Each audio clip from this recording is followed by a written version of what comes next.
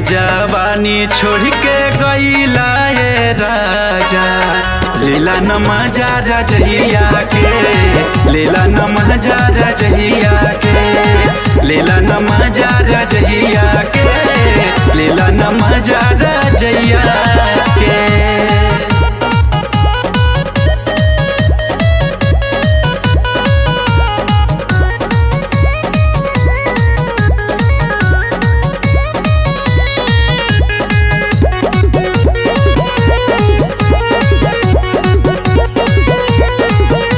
लागत पाला सब ओढ़ना बिछवना, काहे के ले अइला सैया कराई के तू गवना।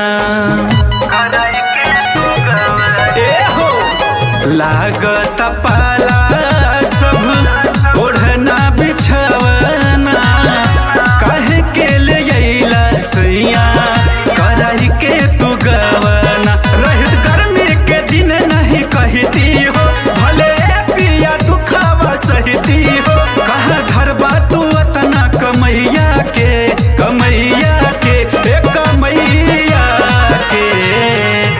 चढ़ली जवानी छोड़ के गईला ये राजा, लीला न मजा रजैया के, लीला न मजा रजैया के, लीला न मजा रजैया के, लीला न मजा रजैया के।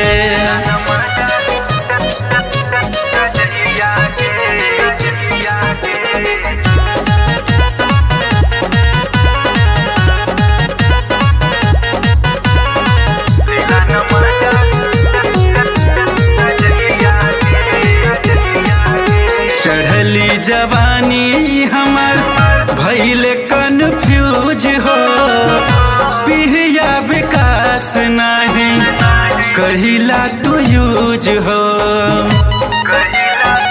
ए राजा चढ़ली जवानी हमर भइले कन्फ्यूज हो, पिया विकास नहीं कहिला तू यूज हो। धोके तकिया बिताइले रतिया हो, बुझती लबा के हमरा तू बतिया हो, हमर टूटल न चूड़ी कलैया के, कलैया के, ओ कलैया के। चढ़ली जवानी छोड़ के गईला ये राजा, लीला न मजा रजैया के, लीला न मजा रजैया के, लीला न मजा रजैया के, लीला न मजा रजैया के।